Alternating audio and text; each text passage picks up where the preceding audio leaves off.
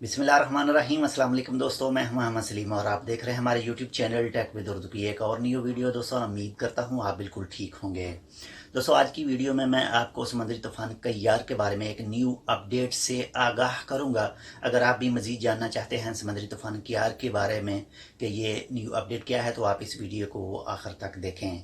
तो चलिए दोस्तों बढ़ते हैं कय्यार समुद्री तूफान की न्यू अपडेट के बारे में। समुद्री तूफान कय्यार अब कैटेगरी 1 में आ चुका है, यानी अब वो साइक्लोन नहीं रहा। अब वो साइक्लोन की जगह ट्रॉपिकल स्ट्रॉम की शक्ल इख्तियार कर चुका है और अब उसकी हवा की जो स्पीड है वो 55 यानी 55 किलोमीटर से लेकर 65 किलोमीटर फी घंटा की रफ्तार हो चुकी है। दोस्तों अब इसका इतना ज़्यादा नुकसान नहीं है जितना कि पहले था, लेकिन फिर भी जो दोस्त सूर या इसके मुल्हिका इलाकों में रहते हैं उनके लिए अब भी वार्निंग है सिक्योरिटी के हवाले से कि आज समंदर की लहरें काफ़ी हद तक ऊपर जा सकती हैं।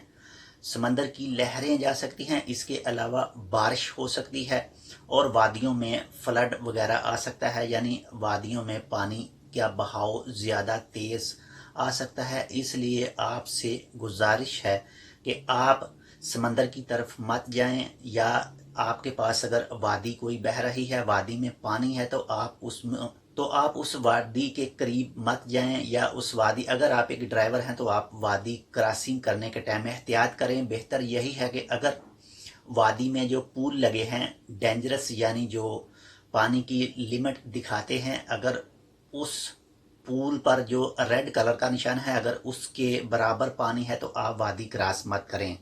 और जितने भी कोस्टल एरिया हैं, जितने भी साहली इलाके हैं ओमान में, उस जगह पर पानी आ सकता है यानी फ्लड आ सकता है। इसलिए सब एरियो से दूर रहें। ये आपकी सेफ्टी के लिए है और ना ही इनके लिए कोई मुश्किल बनेगी, ये हम सब की सेफ्टी है। और दोस्तों ये ट्रॉपिकल स्ट्रोम अब रुख कर चुका है सलाला की तरफ, यानी ये हो सकता है 150 से लेकर 250 किलोमीटर ओमान के साहिल से दूर रहकर समंदर में सफ़र करके ये जाएगा सलाला की तरफ, हैमा यानी अल वस्ता गवर्नेट, उसके बाद में दफार गवर्नेट यानी अल वस्ता गवर्नेट हैमा, और दफार रीजन यानी जो सलाला का एरिया है, दलकूत का एरिया है, वहाँ जाएगा।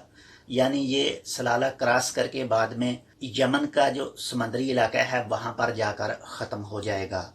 और आपको मैं एक बार फिर बताता चलूँ कि आज समंदर के जितने भी इलाके हैं जहाँ पर भी आप रह रहे हैं, अगर आपके इलाके में ये समुद्री तूफान का इनडायरेक्ट इफेक्ट है तो आप समंदर के पास मत जाएं, और वादियों में पानी की सतह ज़्यादा बुलंद है तो वादियों को क्रॉस मत करें।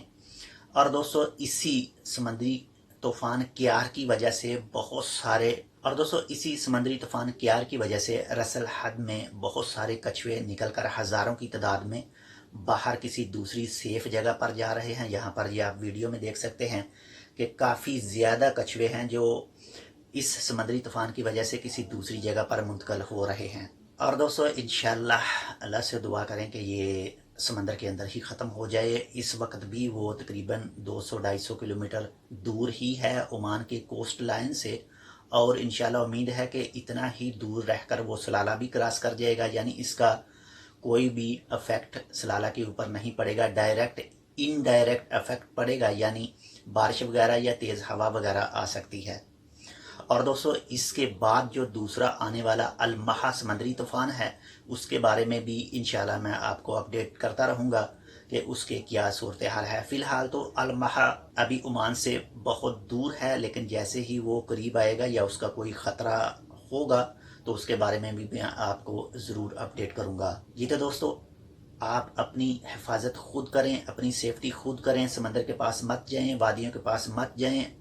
अगर हवा तेज़ चल रही है तो किसी भी दरख्त के नीचे रुकने से गुरेज करें, किसी भी ऐसी चीज़ के पास रुकने से गुरेज करें जो हवा से उड़कर आपको लग सकती है। ये तो दोस्तों ये थी एक न्यू अपडेट आज के हवाले से, यानी 31 अक्टूबर 2019 समंदरी तूफान क्यार के हवाले से। उम्मीद करता हूँ आपको ये वीडियो अच्छी लगी होगी। अगर आपको हमारी ये वीडियो पसंद आए तो प्लीज़ इसको अपने दोस्तों के साथ शेयर लाजम करें। हम मिलेंगे आपसे किसी ऐसी दूसरी मालूमाती वीडियो के साथ। तब तक आप अपना बहुत सारा ख्याल रखिएगा। अल्लाह हाफिज़।